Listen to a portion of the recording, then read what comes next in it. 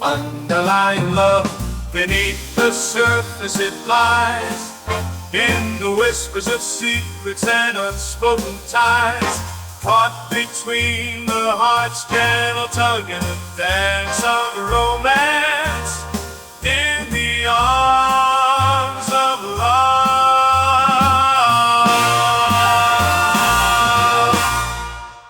You are listening to Bradley Barkhurst's Underlying Love, a Worthington, Ohio mystery. Chapter 3, Part 2, Journey to the Queen City. Elizabeth opened the door and walked inside the room. Aunt Gracie looked so small and frail in the hospital bed, but her face lit up when she saw Elizabeth.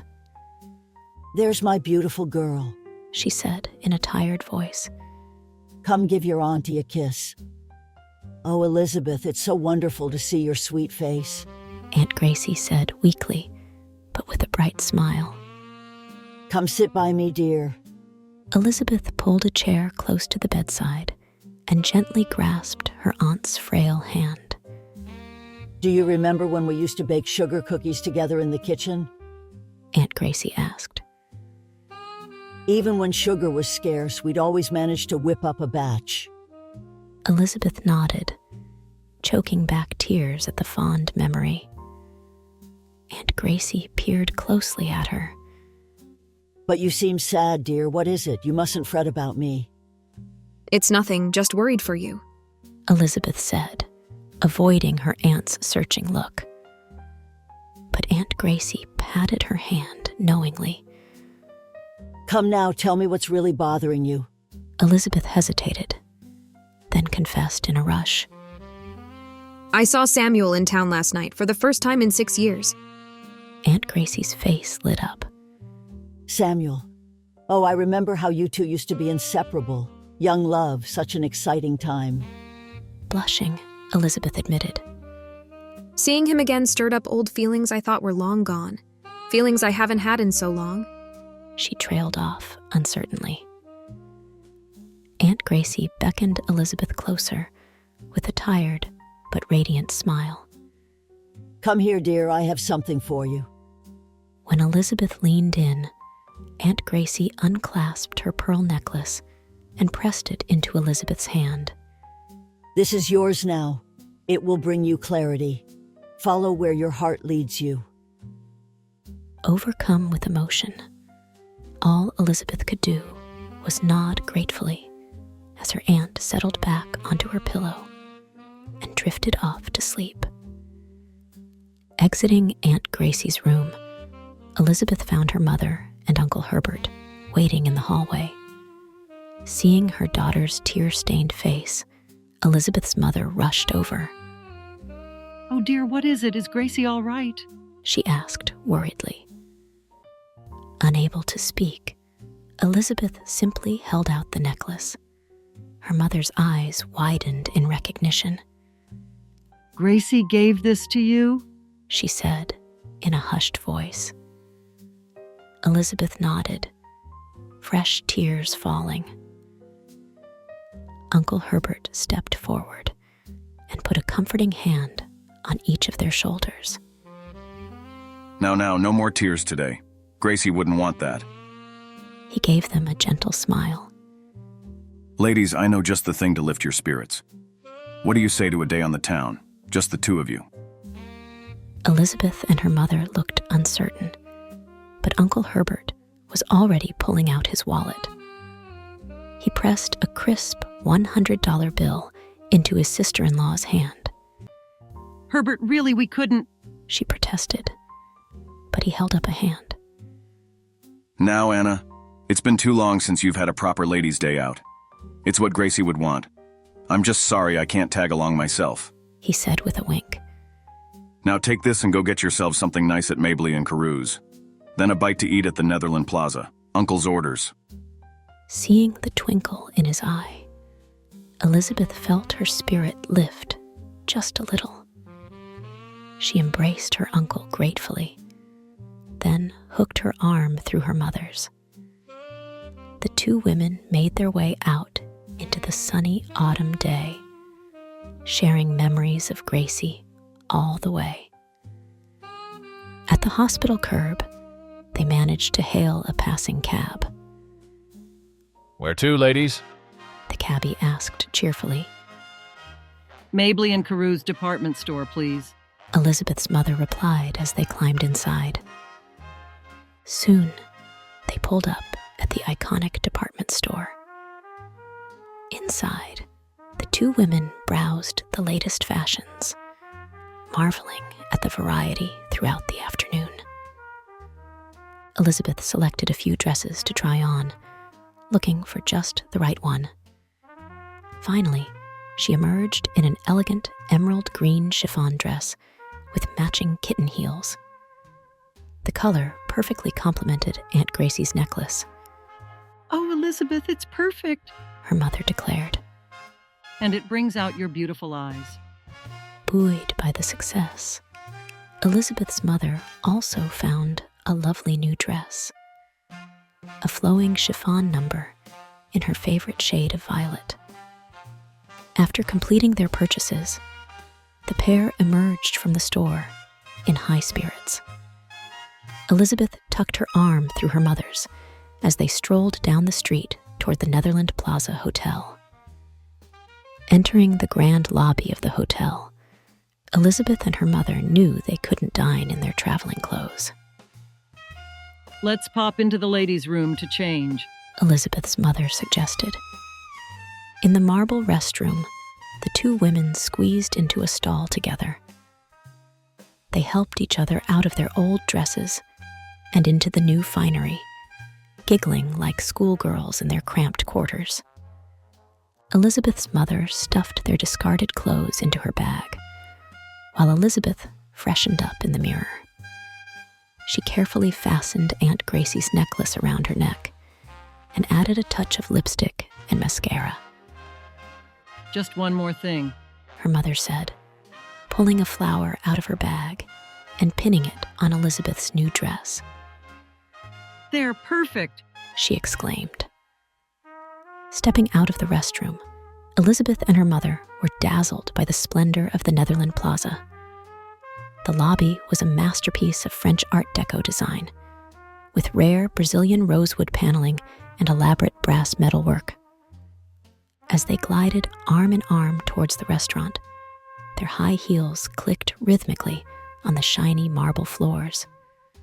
Above them rose a vaulted ceiling decorated with ornate plaster moldings. Crystal chandeliers cast a warm glow over the space. They passed through the legendary Hall of Mirrors, feeling as glamorous as movie stars. The mirrored walls reflected their images infinitely down the grand corridor, lined with planters of palm trees. It was like walking through the Palace of Versailles itself. Everywhere they looked, Elizabeth and her mother saw exquisite details: hand-painted murals, inlaid wood floors, gilded accents on columns and railings. Cincinnati's crowning architectural jewel enveloped them in luxury. As the maitre d' led Elizabeth and her mother into the elegant restaurant, they were swallowed in a symphony of sights and sounds. The murmur of intimate conversations and the gentle clink of silverware on fancy plates filled the air. Occasionally, a burst of laughter would ring out from a table before hushing again. Waiters in crisp white jackets floated between tables, their footfalls muffled by thick carpets. Delicious aromas wafted from the bustling kitchen, making Elizabeth's empty stomach rumble. The rich scent of smoking steaks mingled with the brightness of fresh lemon and herbs. Warm yeast rolls and the sweet tang of butter completed the mouth-watering medley. A piano player in the corner accompanied the diners with gentle jazz tunes. The live music lent a convivial, celebratory air to the scene as friends dined together amidst the chandelier's soft glow. Overall, the sounds and smells combined to create an ambience of refinement and community. Elizabeth squeezed her mother's hand, communicating wordlessly her joy at sharing this exquisite experience together. The maitre d' led Elizabeth and her mother to a cozy table near the piano. As they settled into the plush chairs, a smartly dressed waiter approached with menus. Welcome, ladies. My name is Thomas, and I'll be taking care of you today. He said with a charming smile. May I start you off with something to drink? I think some champagne is to celebrate this special occasion. Elizabeth's mother declared. What a wonderful idea. Elizabeth agreed. Thomas nodded. An excellent choice. I'll return promptly with a bottle of our finest.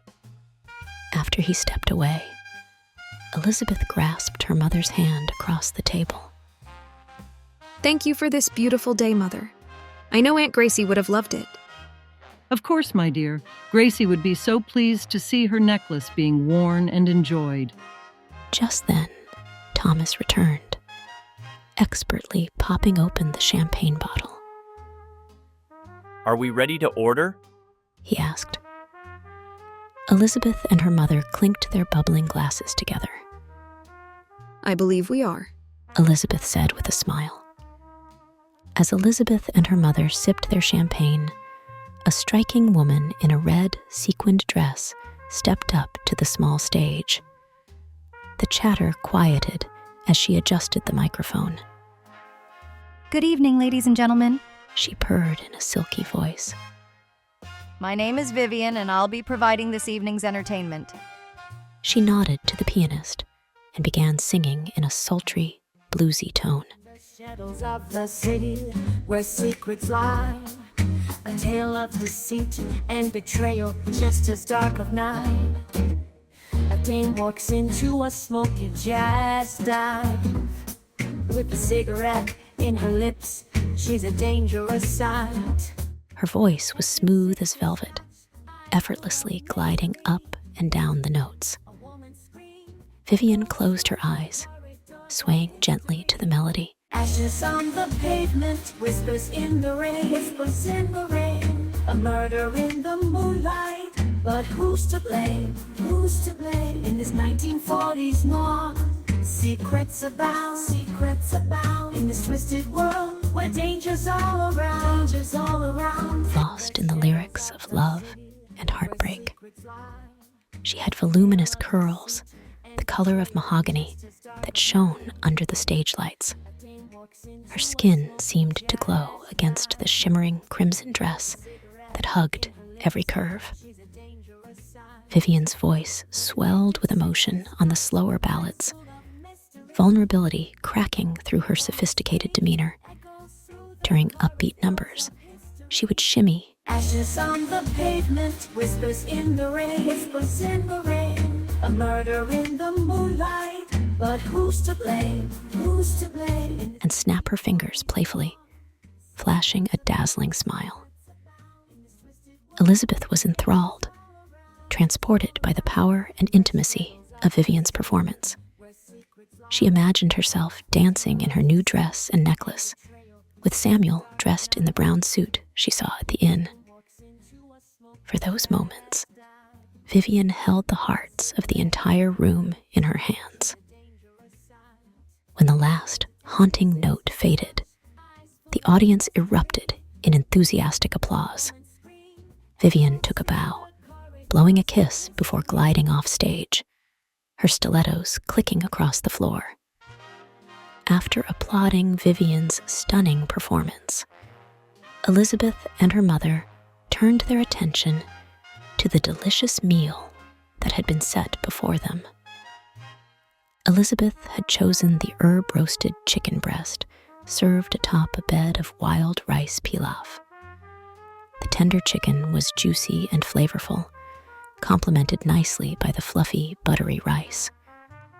Asparagus spears, roasted with lemon and olive oil, completed the plate.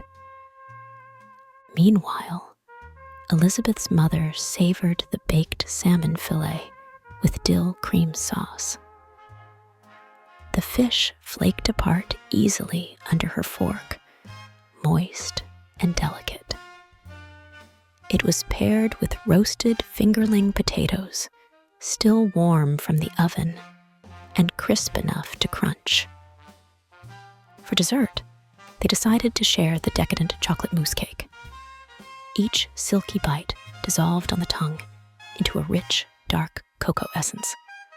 They ate slowly, savoring each luscious morsel. The champagne had left them feeling effervescent and a little giddy.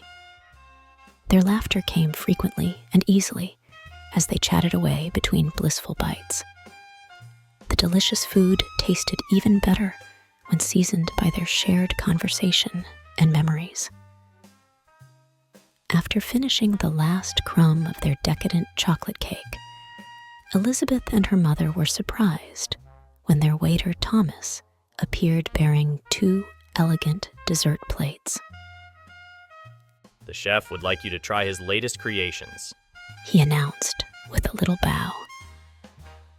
On Elizabeth's plate was an airy vanilla soufflé served with a tangy raspberry compote. Her spoon cut easily through the puffed, creamy top to reveal the still molten center. The contrast of the light soufflé and tart fruit sauce was sheer bliss. Her mother's plate held a beautifully layered matcha green tea Mila crepe cake. Each paper-thin crepe was brushed with a delicate matcha cream before being stacked tall. Dusting of powdered sugar added a final touch of sweetness, while allowing the deep green tea flavor to shine. As the women slowly savored the exquisite desserts, Elizabeth raised her champagne flute. To Gracie, thank you for bringing us together today. She toasted. To Gracie, Her mother echoed with happy tears in her eyes. This dining experience perfectly capped their special day, honoring Gracie. Elizabeth felt certain her dear aunt would be pleased to see them enjoying life's amazing pleasures together. Thank you for listening to Bradley Barkhurst's Underlying Love, a Worthington, Ohio mystery. Elizabeth and her mother have spent a wonderful day together. Will things get better or worse with Aunt Gracie? What will happen when Elizabeth returns to Worthington? Will she run into Samuel again? Tune in to the next episode. Chapter 4, Part 1, Thunder Rumbles, Questions Loom Part.